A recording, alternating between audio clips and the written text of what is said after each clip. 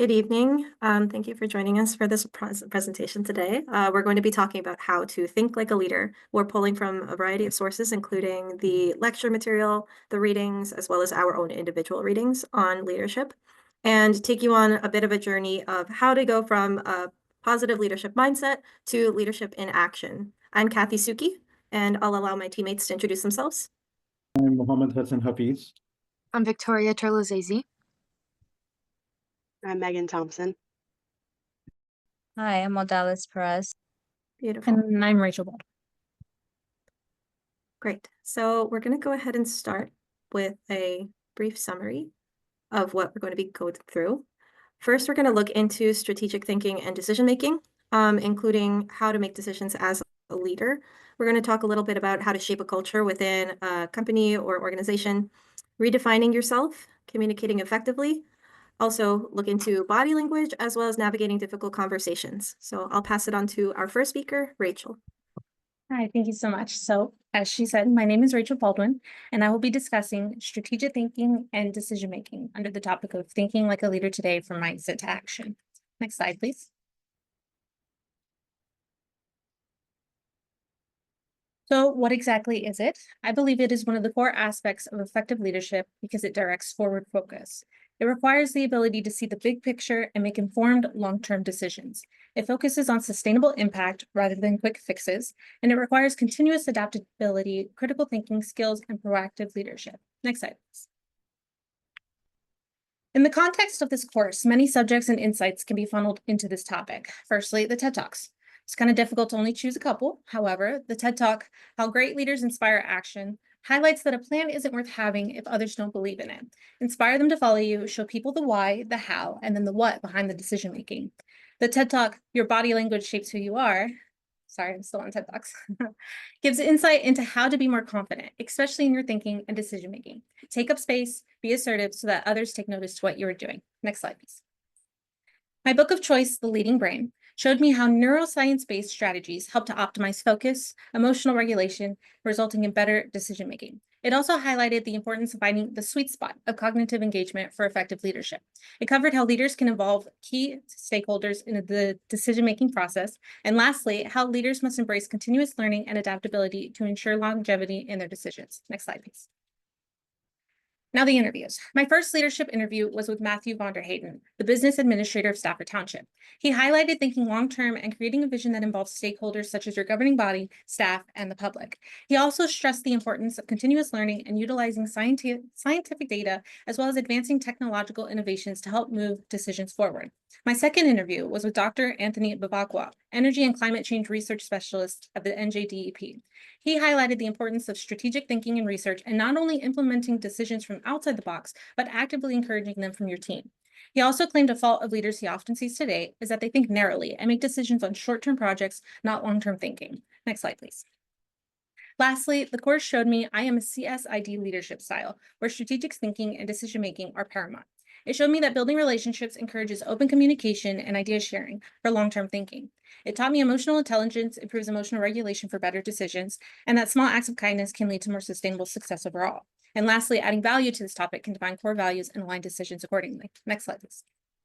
Now, while many of the aspects of the class taught me the importance of this topic, I also see it in its necessity in everyday applications, such as in wetlands restoration and climate resilience. It requires a long-term thinking and extensive planning, and it involves multi-agency coordination with a plethora of organizations that require that forward focus.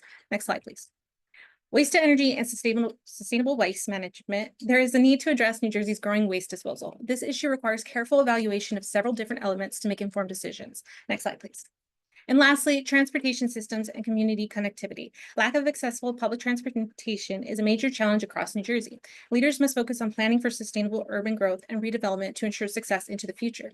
Each of these issues highlights the necessity of strong visionary leadership that prioritizes long-term decision-making and proactive problem solving. Next slide, please. And lastly, in summary, I believe strategic thinking and decision-making is one of the core aspects of effective leadership because it directs focus, and that there are several elements that contribute to effective decision-making. I also believe it is paramount to apply forward thinking and long-term problem solving to real-world issues. And lastly, it helps today's leaders navigate complex projects and evolving challenges, getting them to mindset to action. Thank you. And I will now pass it off to our next speaker, Odalis Perez. Hi everyone. Again, my name is Odalis Perez, and my insight that I chose to talk about and what I learned in this class is organizing and shaping culture as a leader. Next slide. The importance of organizing and shaping culture as a leader. As leaders, one of the most powerful responsibilities is shaping a powerful and organized workplace culture. A well-defined culture influences how us as employees engage with our work and align them with our company goals and perform our roles and adapt to change. Engagement is a strong culture fosters motivation, loyalty, and job satisfaction. Employees who feel connected to organization values are more likely to stay and contribute. Culture acts as a guiding force, ensuring teams are on the same page with the organization's mission, vision, and values. For performance, a positive work environment boosts productivity and encourages collaboration. Employees who perform better when they feel supported and inspired are employees perform better when they feel supported and inspired by their workplace culture. Also, for adaptability, organizations with a strong culture are more resilient in times of change. Whether facing market shifts, leadership transitions, or industry disruptions, a well-established culture helps teams navigate challenges effectively. In this class, we learned that shaping culture as a leader goes beyond policies and values. It's about fostering an environment where individuals feel empowered, united, and motivated to drive a long-term success. Next slide. So, application.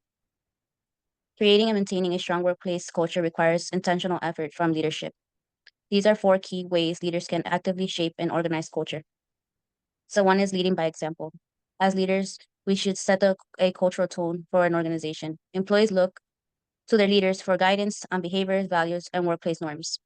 By demonstrating integrity, accountability, and commitment to a company's mission, leaders can create an environment where these values are embraced. Communicate vision and expectations. Culture isn't just about what a company says it's about. It's what it's consistently reinforced. Leaders should clearly define cultural expectations and communicate them regularly on team meetings, one-on-one discussions, and company-wide initiatives. Fostering employee engagement. A strong culture thrives on employee participation, encouraging open communication, providing opportunities for collaboration, and recognizing achievements all contribute to more engaged workforce. Lastly, adapt and evolve. Leaders should regularly assess culture effectiveness through feedback, surveys, and direct observations. Adjusting strategies based on employee input and industry trends ensure that culture remains relevant and effective. By leading by example, communicating vision clearly, fostering engagement, and staying adaptable, leaders can create a workplace culture that drives long-term success and employee satisfaction. Third slide. So the book I chose for this semester was Principles, Life, and Work by Ray Dalio.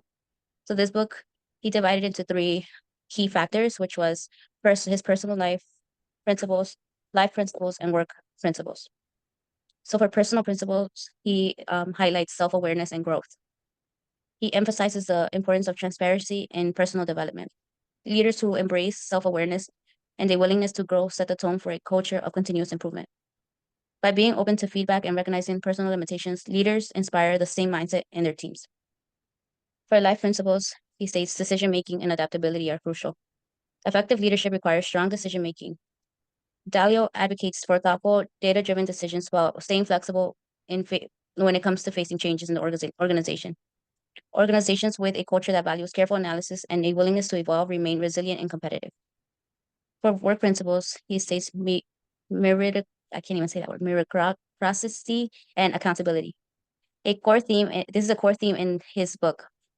The idea of meritocracy, which is the best ideas, it's not just job titles or drive decisions. This creates a culture where employees feel empowered to contribute their insights. Additionally, clear expectations and accountability ensure that high performance is maintained at every level. In this book, he stresses the importance of honest feedback and constant learning. A strong culture is built on trust and open communication. So applying Dalio's principles to shaping and organizing culture helps create an environment of transparency, growth, and long-term success. By embracing self-awareness, decision-making, discipline, and continuous improvement, leaders can build and thrive a workplace culture. Next. So, hi, I'm Meaghan Thompson, and I'm going to be talking about redefining yourself as a leader. Next slide. So what is redefining yourself as a leader? Defining who you are is important to create a path personally and professionally. Ask yourself these questions. What do you want from yourself? Where do you want to be? And what do you see yourself doing in the future? Setting goals, long, mid, and short term, will help you get to that result. Feeling like a fake is important when getting into a leadership role. It's your first time trying to sell yourself to others. Learning from previous experiences and how you choose to respond to things that occur will say a lot about you. And you must have a mindset to work towards your goals, knowing that you might fail. How you make the necessary changes will be the motivation that is needed to continue. Next slide, please. Redefining yourself is directly connected to the idea of thinking like a leader from mindset to action, because it starts with cultivating the right mindset. Without a clear vision, a leader's actions will fail. Motivation is the drive that propels a leader to act. Finding the right motivational cues will help keep you on track toward your end goals. Once you're motivated, achieving recognition and taking action towards your goals follow naturally. The recognition can help the leader prove their capabilities and show the work they are putting in. And willingness to face challenges and push through tough times sets the foundation for true leadership. Actions driven by the right mindset make leadership real and tangible. Next slide, please.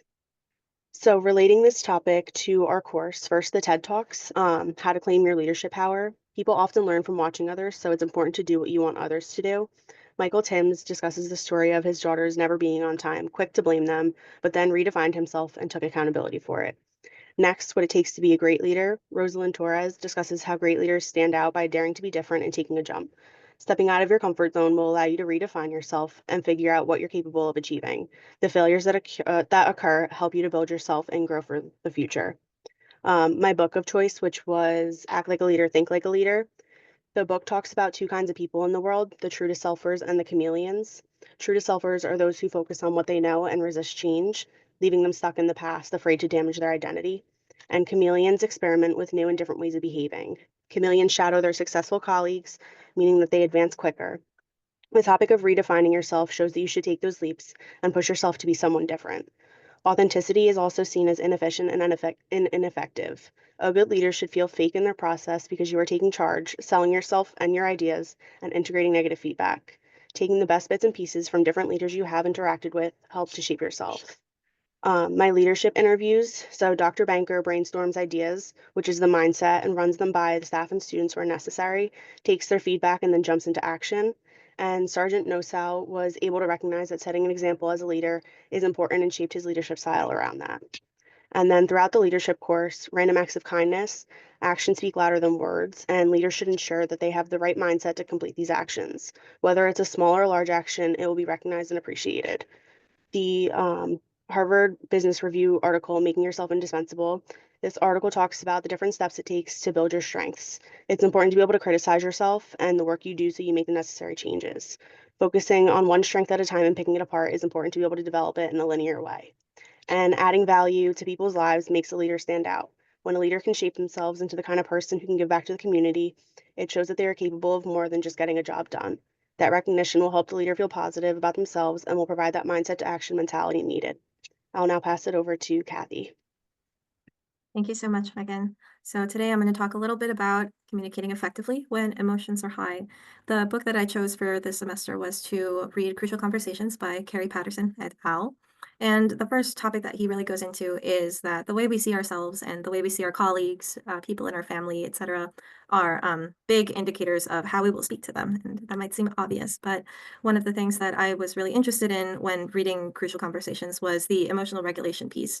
So we don't know, where somebody might be in their life. They might be coming back from a really long shift at work. When they come to talk to you, they may have had a crisis at home, or they could be having the best day of their lives, right? And all of these things affect us on an emotional level and therefore influence our conversations and where we are when we start those conversations. So one of the big factors that goes into making sure that these conversations are successful is committing to mutual purpose with each other. So mutual purpose is just going towards the same end goal. As one of my mentors, Joseph Montez, said, one of the more important characteristics of a leader is to have humility, to understand that there is almost never just a victim and an offender. Many times when you're having conflicts or issues at work or even just a challenge that you can't seem to figure out, there's his side, their side, and the truth. So committing to the mutual purpose is committing to finding the truth. You have to find a way to share facts and make sure that everybody is in the know or they are sharing knowledge in the pool of meaning. You also have to be cognizant of the emotional safety levels of each person. Is there a power dynamic? What are those personality types that you're working with? So a lot of things like the DISC method, Myers-Briggs would help to understand like where everybody's at, how different characteristics of each person would make them feel safe or not in a specific conversation. You have to find a way to share your story as well as your intentions, but also be open to hearing about others' paths and what others want to achieve through the conversation. So he comes up with a pretty basic 4-step way of creating safety in conversations. First, you want to listen to the person you're talking to, of course, and take the words at face value. It's really important not to try to take these things personally. It is important to be able to, when you're the one speaking, speak in a way that people want to listen to you. Just like Julie and Treasure said, you want to be able to connect with people by using honesty, authenticity, avoid judgments, and things of that nature.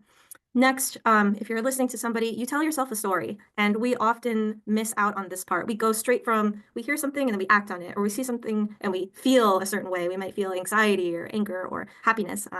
But that feeling, that act comes from a story we can tell ourselves in behind the scenes. We have to watch what our mind tries to convince us of and create helpful narratives for ourselves in order to have constructive, crucial conversations. Next, we want to take a moment to feel our emotions, especially if it's a high stakes conversation. Maybe you're asking for a career boost, you're asking for a salary, or you're reporting something unfortunate that might have happened at the workplace. You need to take a breath. You need to take some time to make sure that your own emotions are in check. Because, if your voice doesn't say it, your face might say it. So you want to be sure that you are telling yourself productive stories to assist with the crucial conversation. And very last, you want to create a path forward with the person you're talking with. You want to be sure that your needs are being met as well as their own, or if not, you have to find a compromise somewhere along the path. So to state your path, STATE stands for share, tell, ask, talk tentatively, and encourage testing.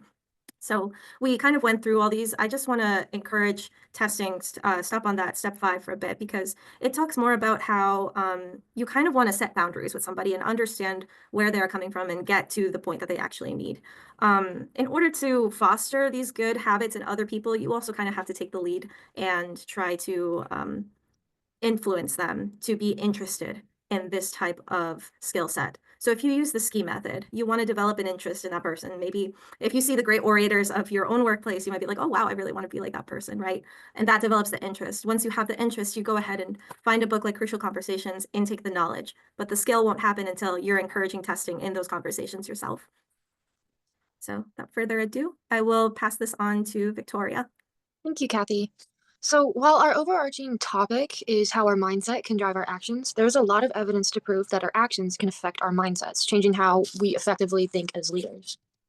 Next slide, please. According to Albert Moravian's 55-38-7 formula, communication is largely nonverbal. 55% of communication comes from body language, such as facial expressions, posture, gestures, and eye contact. 38% comes from vocal tone, which includes pitch, volume, speed, intonations, and only 7% comes from the actual words spoken and their meaning. This means that as leaders, our actions speak louder than our words. Using confident body language can positively influence our mindset, helping us think and act like effective leaders. By being mindful of our nonverbal cues, we can enhance both how we feel and how others perceive us.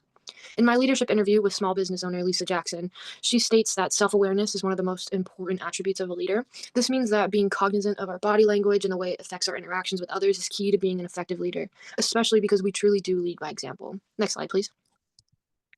Amy Cuddy's research emphasizes a powerful cycle of self-discovery when learning to lead. She tells us that our bodies change our minds, and our minds change our behavior, and our behavior can change our outcomes. By adopting confident body language, such as power poses, she calls them, we can increase our confidence, reduce stress, and improve our performance.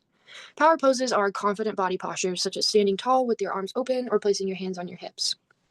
These poses boost testosterone and reduce cortisol, which overall enhances our leadership presence. Essentially, by changing our physical presence, we shift our mindset and influence our actions, leading to improved leadership abilities and greater success. Next slide, please.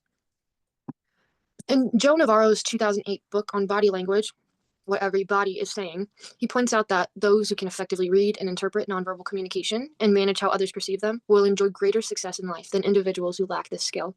In this book, Navarro explores how nonverbal communication plays a crucial role in leadership. He emphasizes that leaders must be aware of their own body language, as it does influence how they're perceived by others, and it can enhance their effectiveness by building trust, authority, and rapport. By understanding and controlling body language, leaders can communicate more powerfully.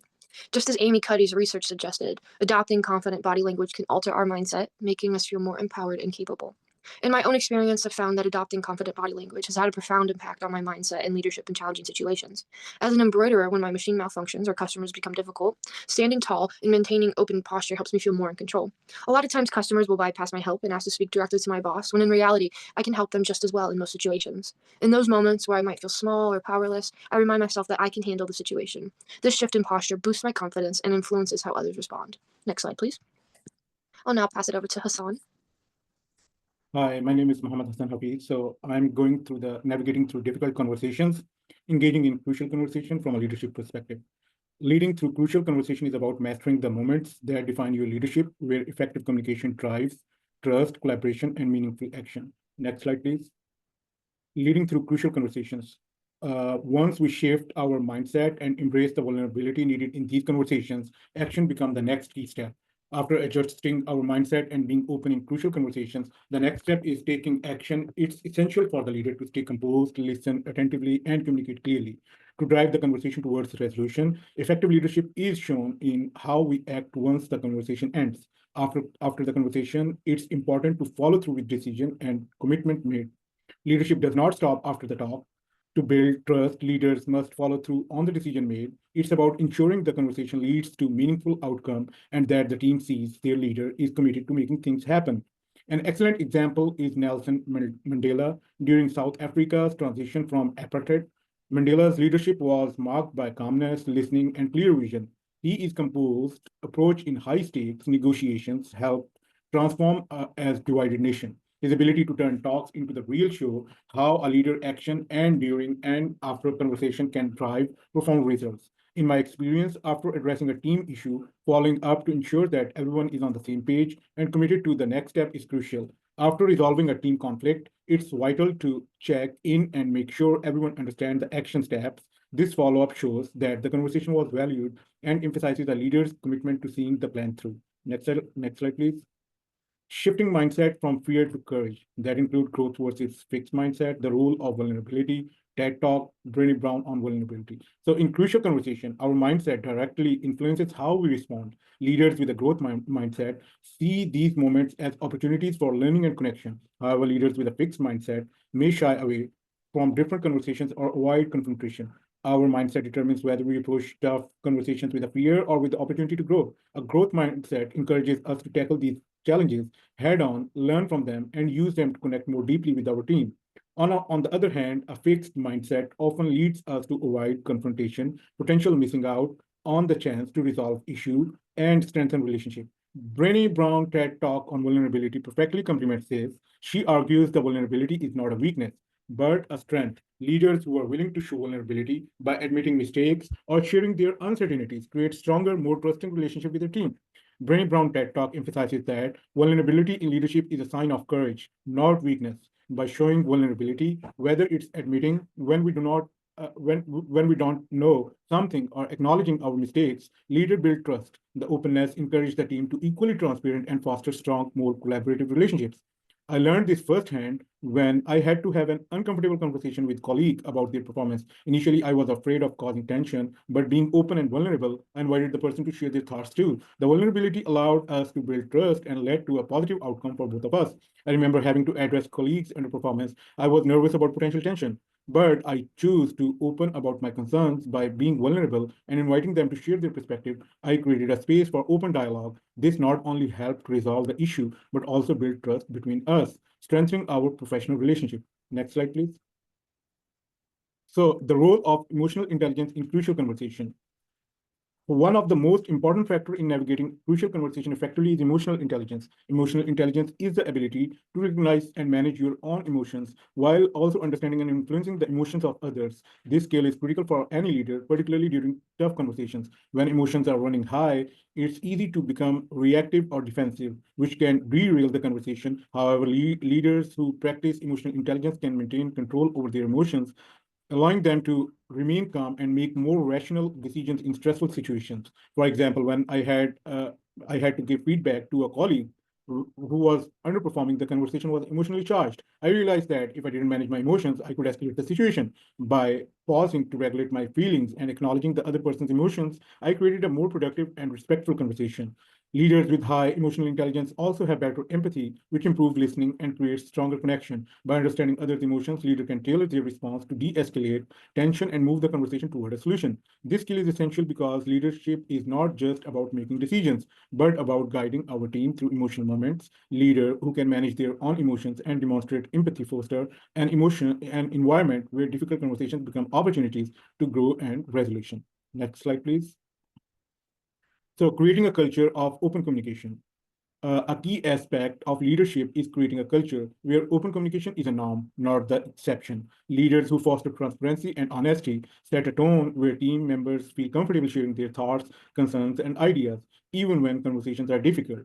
One of the most important ways to encourage this open dialogue is by leading by example. When you, as a leader, are transparent about your own thoughts and concerns, it encourages your team to do the same.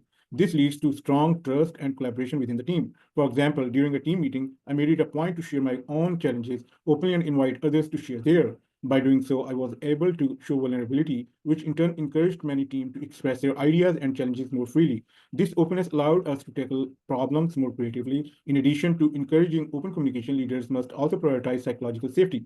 Team members need to know that it's okay to speak up without fear of judgment, retribution, or negative consequences. This is how leaders create an environment where team members feel valued and confident to contribute. Building a culture of psychological safety helps teams to grow and innovate because it ensures that everyone's voice is heard. As a leader, we need to ensure that our conversations, especially the tough ones, lead to solutions rather than divisions. A safety space encourages candid discussions that are essential for problem solving and decision making. Thank you very much. Have a great evening.